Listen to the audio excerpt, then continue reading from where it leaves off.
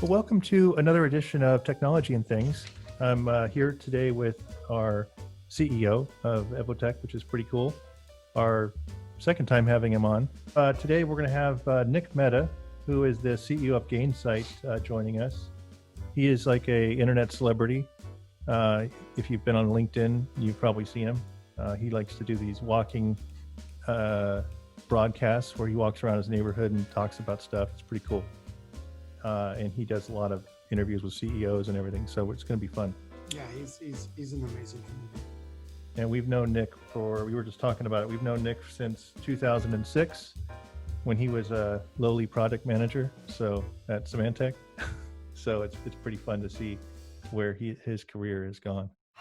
Look at that, Nick Mehta. That's what I mean. We'll bring him on. Oh, Ferraro. Hey, buddy. Good to see you, man. Cesar, what's up, man? This is a great reunion. Last time I saw the two of you was in Vegas in 2005 or something. So we were just talking about 2006. 2006. That's insane. So long ago. About the setup of yours here. You've got the chalkboard. I love the chalkboard. I actually have a chalkboard going at my house now too, behind me. Oh, nice. I'm at the office right now, but I've got the chalkboard going. It's been fun to kind of draw stuff, and people get a kick out of it.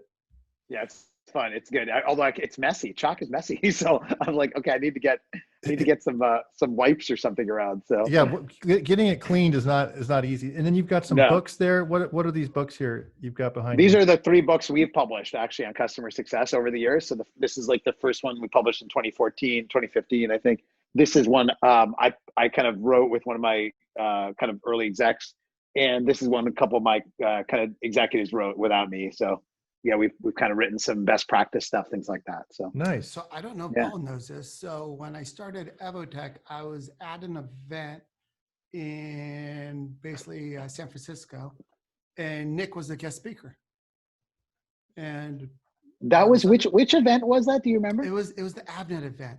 Avnet, right. It was 2016, and all of a sudden I get this book, and I actually look at the agenda, and it says Nick Mehta, and I just smile. That's crazy. Okay, the stars are aligning. There's a reason why Nick continues to come in and out of my life.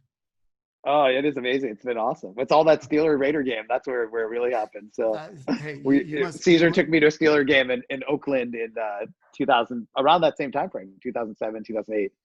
I actually no, you know what? It was 2010, I think, because we had just won the Super Bowl, and then we laid an egg, and Ben threw a pick 6 against the Raiders, and we lost the game. So can I tell my favorite Nick Mehta story? Sure. I don't know if you remember this, but we actually met up over at the USC Cal game. Yeah, I remember that. I totally remember that. Wasn't it raining that day? It was raining. Yeah. Yeah. And you actually had a lot of your family with you. Right? Yeah. I want to say you had some old friends. That's right. You had your brother. I think you had a brother-in-law. Yep. I think you had the family going. Yep. And I remember coming and talking to you, and you introduced me to your brother-in-law, and basically the conversation I asked, I said, so how did you meet Monica? And I don't know. Do you remember the story?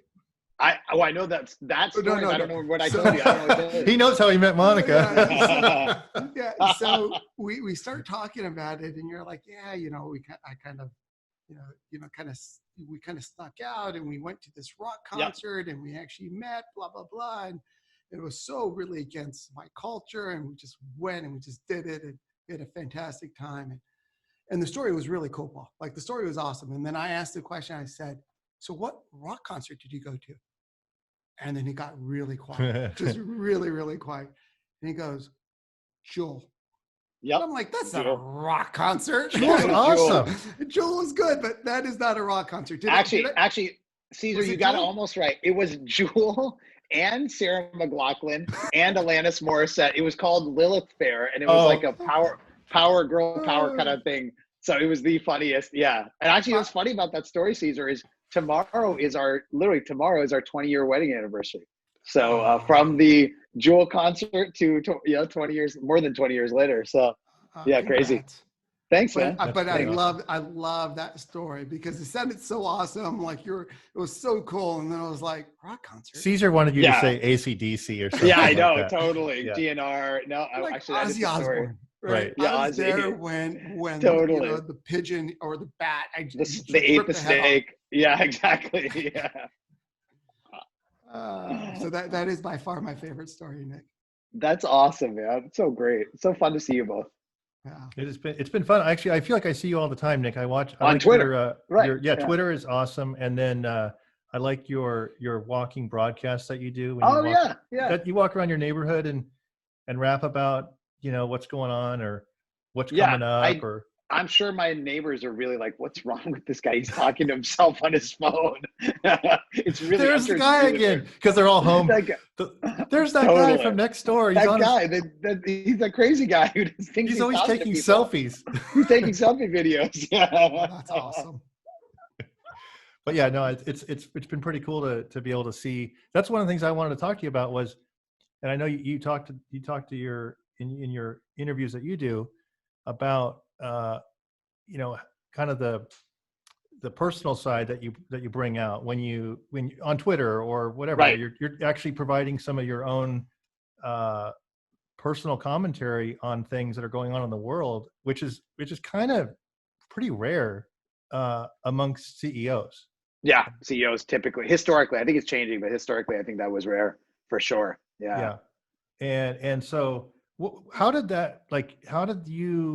what kind of clicked for you with that? Like, when did you start kind of going like, hey, I need to get out there and kind of speak my mind? Well, it's interesting. It was really a journey that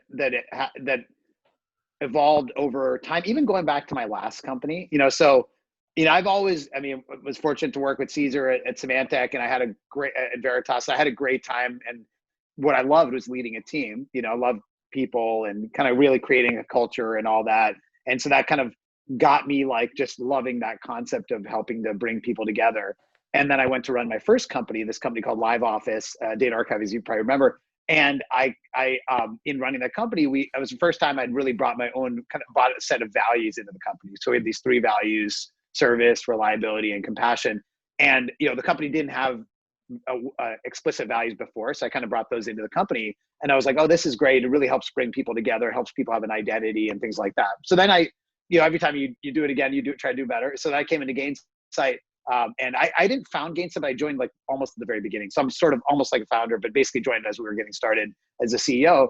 And I basically wanted to do kind of values from day one. So we have these 5 values, golden rule: treat people the way you'd want to be treated; success for all, which means drive a business where everyone wins, customers, employees, families, etc.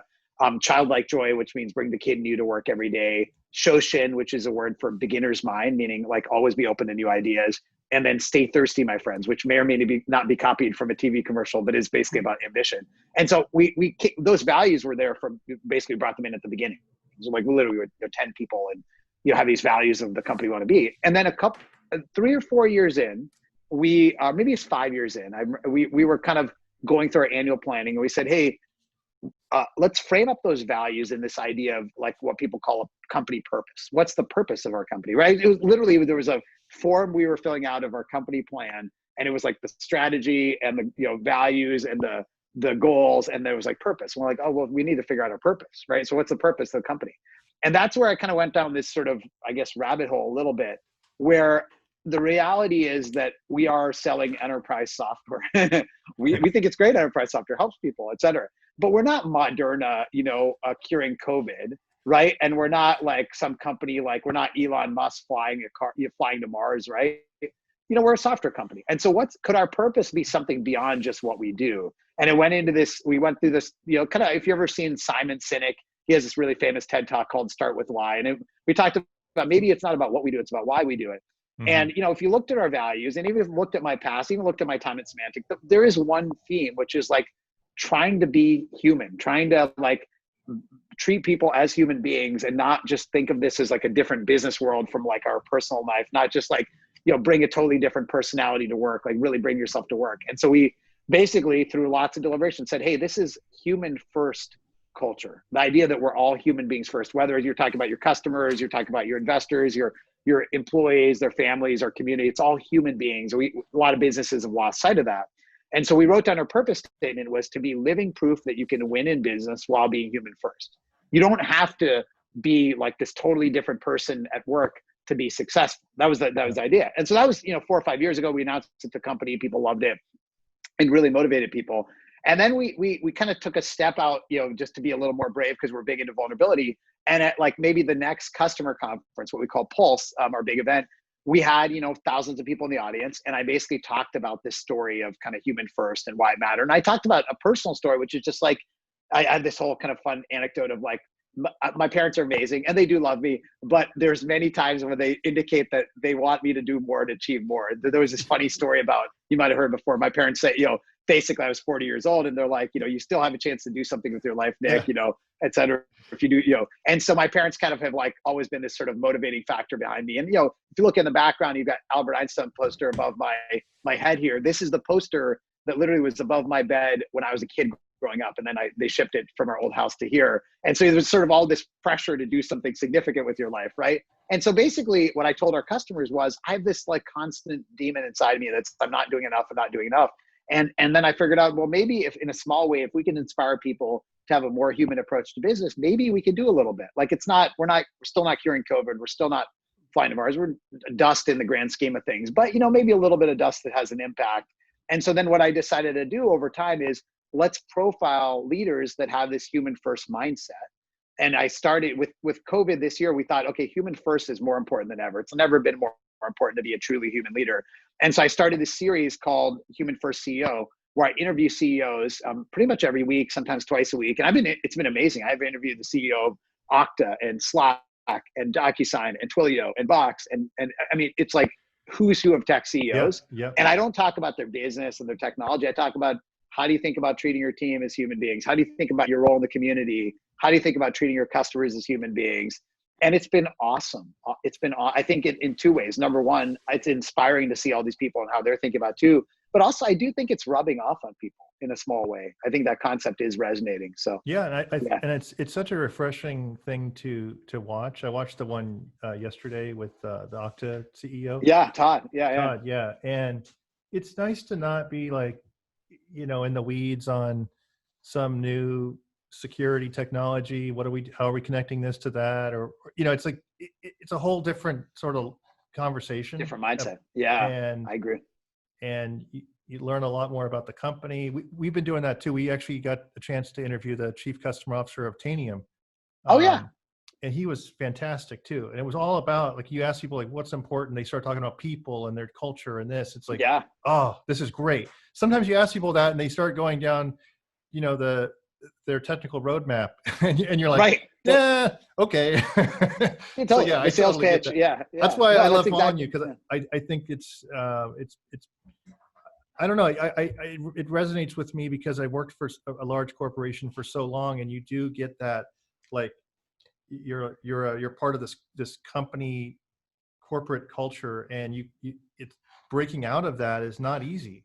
To be like yourself and to speak That's your right. mind. You're like you're outside at a party, and you're like, yeah, pretty much. You got to keep your opinions, kind of to yourself. You're not even on Twitter. You're just at someone's house. And so it's definitely been a transformation trying to get out of that mindset. No, I think that the greatest tax on human beings is not being able to be themselves. That's like just in general. And by the way, we're a tiny part of solving that, but like that is the thing that holds people back. Whether it's women being able to be themselves and professionally, or obviously underrepresented minorities being able to be themselves and achieve whatever they want to. LGBTQ people, like there's so many parts of the world where people can't be themselves, and I think businesses can change that. Yeah. So I do have a follow-up question on something that you said that I want to actually hit on. So, one of the books I'm actually reading right now is Jay Shetty's book, Think Like a Monk. I haven't read that. I should check it out. Yeah. But one of the things that he actually says is, coming from, basically an Indian family, his parents are always like, when are you going to do something with your life? He's like, yeah, I talk to hundreds of thousands of people a day, right? I motivate people. And so I always tell people, kind of being, first generation, second generation, people think differently.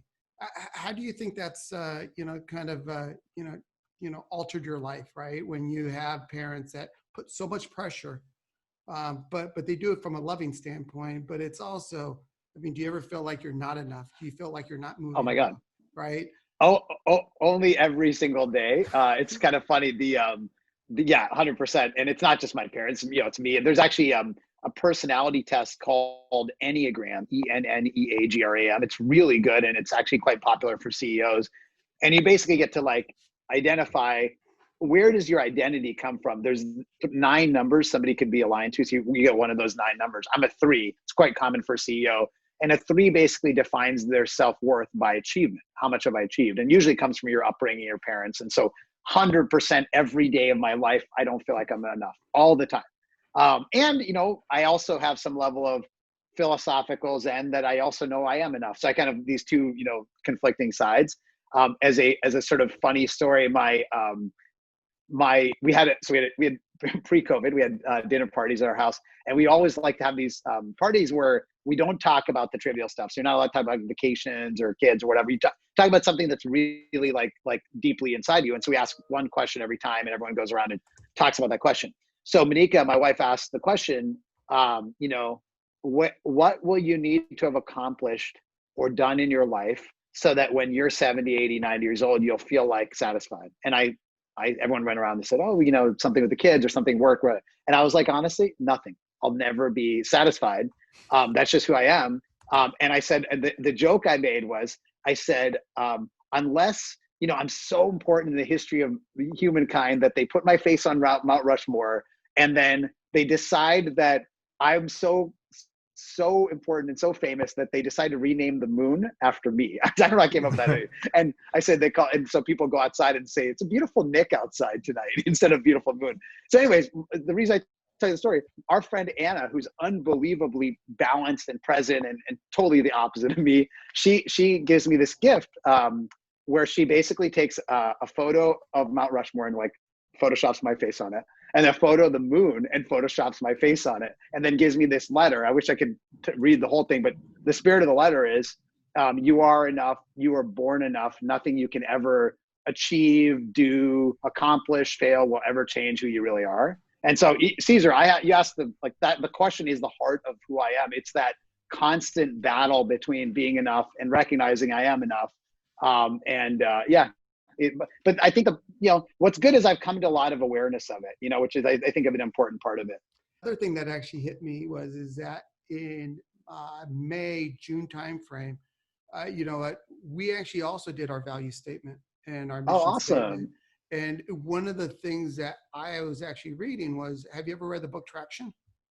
No, actually give me a lot of good ideas though. Yeah, I know what's it about. Actually talks a lot about, making sure that you write down your mission statement, that your employees get involved. And then that same time I read Simon Sinek, Starting with Why. And those 2 books actually started, our basically our value statement and our mission statement and why do we do what we do. And what was what's your mission statement? So the first one, our values, the big ones, we have 6 of them, right? Mm-hmm. The first one starts off with integrity. The other big one for me is the community part, right? So we started 2 nonprofits this year. One is getting women in tech, right? Because there's such a big gap in that, right? So what we're actually doing is we're actually starting scholarships to get young women into tech, right? And to actually start them off early, and then if all of a sudden, there's a mentorship program. So if Paul was the mentor, he'd spend the whole 4 years with somebody in college to make sure there's internship programs to make sure that once they finish up, there's a job waiting for them, right? The other ones are drive, which innovation, evolve, and then there is commitment. Good, nice. Right. So we're going to be rolling out in January. We're going to actually be rolling out. We're actually putting our whole mission statement. We actually rolled it out to our employees already, but we're gonna actually put it in all our PowerPoints. We're gonna actually put it everywhere to make sure that people are living what we see. That's something I've learned, and Paul, you've observed this, is it's not just internal, like your customers care about your values and your purpose and who you are. They want to buy from companies that they believe in, more than ever. So I think that's really cool. You're putting in your PowerPoints and things like that. Yeah, because that stuff matters, right? It really Right. does. Yeah. And what matters the most is when our employees see, it's easy for people to say, I love you, but are your actionables, are your Yeah, actions lovable? This is what I tell my exactly. daughter all the same time. You can have lots of boys tell you that they love you, but are their actions showing that, right? Don't listen to the Good words. advice. Right. Yeah. And I think it's what you say, Nick, be human, treat people like they're human. Right? Yeah. Shouldn't be hard. It's so well said. And I think another example of that, because I agree with you both that it's these pivotal moments where you show, whether you're doing this stuff or just talking about it. I think another example is actually when somebody decides to leave your company. So the opposite. And I've seen some CEOs who are like, oh, I'm never talking to them again. You're dead to me. Why are you betraying me? Right. And it's like, I have the same. I've had lots of people leave my teams and companies. It's just totally normal. It's like, that's just life. In fact, we all do it too. So it's weird. I always find it weird when leaders are upset about it. And I have the same thing every time. Number one, thank you for all you've done for us. Number two, congratulations, because I'm excited that you're going somewhere great. And number three, obviously, what can we learn for the future, et cetera. But really try to focus on them, because for them, it's an exciting moment. And they're dreading telling you, because they're like, oh, I tell my boss, they're going to be upset and try to convince me why I'm making a dumb decision. And the fact that they're actually telling you is huge right there from the, totally. That's so huge. And it definitely needs to be even that needs to be sort of congratulated, because they don't have to do that, right? They don't have to come and sort of say, hey, here's what I'm thinking about. And I think that is nice when it goes the way that you kind of walked us through. Early on Evotech, I used to go kind of way overboard. I used to go onto LinkedIn and actually thank them for their service and actually wish them good luck. And I would literally go overboard, and I'd put a picture of them and saying, hey, we couldn't do what without you for the last 2 years. Thank you. And then I had a couple of people say, that's a little too much. You always got to find the line. That's fine. Yeah, that's great, though. It's better to be a little too much than too little, I think. So, you've worked with a lot of great leaders, right? I mean, you worked with Enrique, JDAPT, Francis Enciso, right? How do you keep connected, and what do you look for when you decide to have a mentor, right? And what is that relationship like in your eyes? Yeah, I had a good conversation with somebody recently about this. I think some people do have a mentor, right? Like they have somebody who's their mentor, and I think that's awesome. I think that is great. I believe a lot of leaders, especially nowadays, what it is you actually try to pick the vignettes of each person and learn from them, right? And so it's not like one mentor. It's like, oh my gosh, there's so many great leaders. So, Cesar and I both worked at this company, Veritas, which got bought by Symantec. And, we had lots of leaders. Cesar, you may or may not remember, Jeremy Burton was our CMO. Yep. And I just interviewed him on an event just yesterday. And I learned from him how to be like an incredible marketer. Like, how do you take kind of boring technology? Because objectively, some of this stuff is all software or whatever. How do you make it fun and interesting? And, he did some great events back in the day at Veritas. And I learned from, John Thompson, how to just have that amazing presence. John was the CEO of Symantec, like amazing presence. And Enrique was just an unbelievable bundle of energy and just obviously great at sales and connecting with people. And over the years, I've learned from so many different CEOs that I've met. And I kind of feel like I want to just take the best ideas from each of them. So I have never had I would call mentor per se, but I've been really lucky to learn from so many. Have you read The Billionaire Coach by, I want to read that. That's on my list. Yeah. Did you read it? Is it good? Yeah, it's awesome. Yeah. It's awesome. Yeah, awesome. Okay, I'll definitely read it then. Yeah, and so he was a football coach. It was the old CEO from Intuit, Bill Campbell. Oh yeah, Bill Campbell. Yeah. And by the way, also big Pittsburgh guy. He grew up in Pittsburgh, so he was a big Steeler fan too. So absolutely, but you'll get a lot of good little tidbits, and I'll read that. That's good. Books really good. Awesome. He was a mentor of the Google kids. Oh. Yeah, Eric Schmidt and Larry Page and then also with Eric Schmidt. Yeah, and also tons of other CEOs. He's like a legend. Yeah. And through whatever 8 months of sort of this pandemic, and we're looking at more coming up. What do you guys think has been the biggest takeaway from a CEO perspective? You're thinking about your team and everything. Maybe Nick, why don't you start?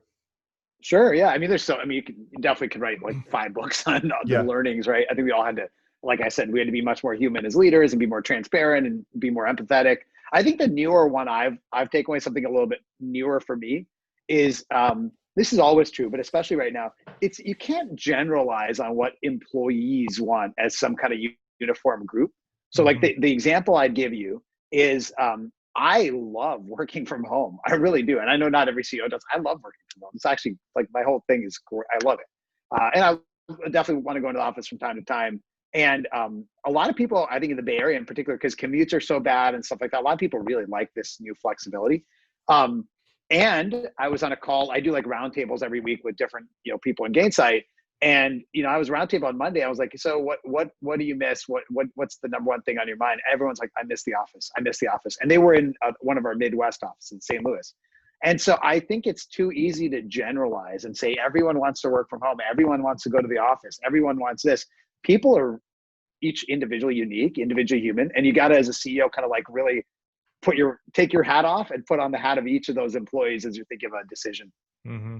Yeah, no, that's a good one. I think you were actually talking to the CEO of Todd about that too, right? About like some of the technology challenges that is going to bring us, where like half of the employee base is working from home and half are working at the office. And it's going to be so complicated. Yeah. Like, how do you do a meeting? Like I love that whole concept of the flattening, where we have meetings now where everyone's the same playing field, right? We're all on the Zoom, right? But when you're half in a conference room, the conference room takes over, and the people on the phone are like, who's on the phone? Yeah, who said it? And like somebody, and literally the worst is like if you're the person dialed in, and then people are like laughing, you can't tell if they're laughing at you or they're laughing at something else that was said, and it's really miserable experience being the remote person for an in-person meeting. Yeah, we have to figure that out. I don't think anyone's figured that out yet. Some of that new, there's that new kind of 3D conferencing technology is looking kind of interesting. The CEO of that's interesting. Peggy Johnson from Qualcomm. I'm forgetting the name of it. It's like Magic or Magic Leap, that one or no? Is that it? It's something. It's over in Florida, and they're doing like Magic 3D. Leap. Magic Leap. Yeah, that's it. And she was at Microsoft for a while, right? And she just joined that as CEO, and they're doing kind of this 3D. That's awesome. Yeah, so it could be some neat stuff coming down the pike on that. I agree. Lots of. What do you think, Cesar? So for us, one of the things we wanted to actually do, Nick, is make our employees feel safe, right? I'm a big believer. If people feel stressed, they're not going to be able to give 100% of what they can be giving. So what we did is early on, we met from a leadership team standpoint, and we got everybody together in an all hands meeting. And we basically said, hey, listen, you know what we're going to actually make sure of is that everybody, we're not going to cut comp, right? We're not going to cut benefits. As a matter of fact, we're increasing our benefits. Wow. And we want to make sure that everybody here has a job. This is not a time for us to all go on vacation. So we are all going to do this together, or we're going to all fail together. And if we run Evotech at zero profit this year, but we keep all our employees, we're successful. And we're having our best year yet. We'll probably double up this year from a revenue standpoint. That's incredible. Right? Wow. I'm a big believer that, I love what you said is being vulnerable. So, probably my third town hall. So we do a monthly town hall now, and our third town hall, one of my slides, my third slide was, I had this, this person that looked really stressed, and it's like mental health is real, right? Yeah, and we do mental health days off, right? And we do the same thing. Is bring it up as a conversation, because people are not all coping well with this, right? Everybody's coping with it differently. I think you and me are thriving because I like being at home. I'm walking. I'm mentally. Me too. I'm not traveling all the time, which has been great. Same with me. Yeah, it's great. There's other people that from their whole social world is work. Totally. And if they're not around people, we have 33 million Americans that live by themselves over the age of 18, right? And there's a lot of loneliness. There's a lot of mental health issues. There's a lot of things that could go very wrong. So you know what? We're trying to be very proactive, and I probably call 5 to 7 of my employees every day just to say, "Hey, how are you doing? That's so awesome. What's so great. Let's catch up." And they sometimes want to go right into work, and I'm like, I don't care about the work. How are you doing? Right. You're such a great leader. That's awesome, man. I love that. And I totally agree with you. I think that loneliness is a big challenge. And unfortunately, we're going into another wave of this stuff again. So it's like, it's going to get worse before it gets better. By the way, Nick, Cesar never calls me. So. Because I know Paul's doing well. Yeah. No, I'm just teasing. Paul's got his Twitter friends to give him. Super fun, guys. This is awesome. Definitely even more, much more engaging than my typical podcast interview. It was so fun seeing you both. I really loved it. Yeah, thank you, Nick. It's been great, and look forward to keeping tabs on you and seeing where you go. And like your parents say, just what are you going to do next and all that, and because it's not good enough. Awesome, and exactly. And Cesar will remember he'll remember every detail. So he'll say, remember when we did the Zoom call in 2020, 30 years ago, and you in 7 minutes in said that, it's going to be great. Hey, Nick, I still think there's a chance for you to be a doctor.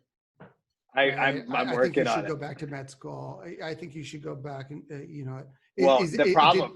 did your parents want you to be like a doctor or a lawyer? Oh, doctor for sure. But the problem is that this is my final comment. Many Indian Americans, including us, are very excited about Kamala Harris as vice president, and that the bar has just been raised for all Indian Americans now, because it's like, if you're not vice president, then what are you doing? So thanks a lot, Nick. Appreciate it. Awesome seeing you both. Thanks so much.